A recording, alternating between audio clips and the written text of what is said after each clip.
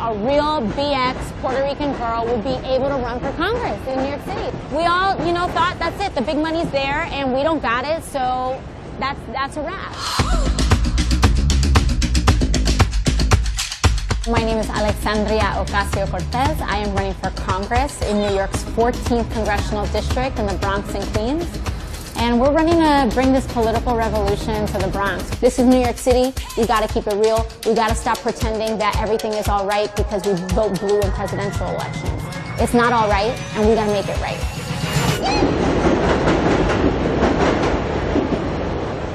Buenos días. Estoy postulando por Congreso aquí en el área. It's just a hustle. It's just a hustle. If we're going to have any seat in Congress that is going all out for Medicare for all, tuition-free public college, abolishing ICE, it's got to be this one. This district is half immigrant. I get knocked a lot about talking about this point. They're like, why are you talking about being Latina? This is identity politics. There's a difference between saying, vote for me, I'm Latina, and saying, Latinos deserve representation and a seat at the table. And that is profoundly important in a city that is 56% people of color, in a district that's 70% people of color.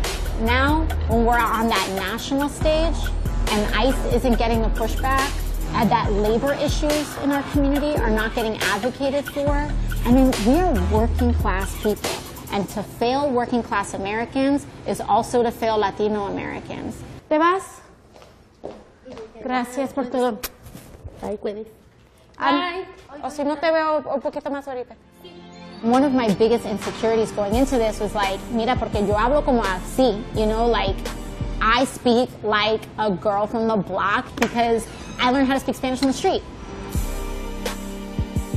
I grew up first generation in the Bronx. Mi mamá limpiaba casas. My dad had a little small business that struggled like the majority of the time of me growing up. I myself, when my family was struggling to make ends meet, I had a day job, and I waitressed, and I bartended, and I was shoulder to shoulder with undocumented people in the back of house. I know my community. I live here. And I know that all of these narratives that people talk about with non-voters are wrong. I know that it's not that people don't vote because they're uneducated. It's not that people don't vote because they're uninformed or that they don't understand. People aren't voting because no one's speaking to them. And so we decided, you know what? It's got to end. The thing about New York is that it is notoriously difficult to get on the ballot. Most candidates pay $20,000 to $40,000 to get on the ballot.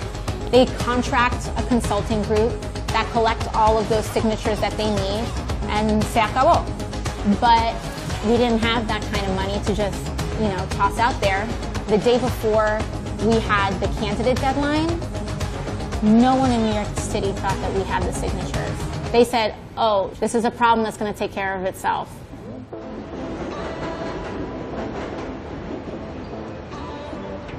We showed up and turned in 5,480 signatures to the Board of Elections on no money, because that is what we can accomplish when we come together. Our incumbent has lived in Virginia full-time for 20 years.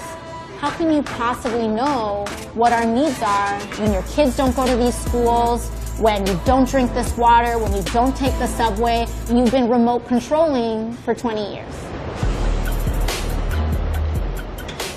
The game is changing, and the way that people have run for office doesn't have to be the way that you run. If you come from a working class background, if you're first generation, if you're a woman, if you're a person of color, whatever it is, the reason we haven't had seats in office is because we felt like we couldn't. We didn't have access to those things, the money, the social connections, all of those things that would require that. I think the first thing that we're showing is that a new day is here. I need people across the country also doing what I'm doing. And you don't have to just go along and get along. And it doesn't mean that you're being difficult, because what takes courage is looking at our own backyard and saying, we got some cleaning up to do.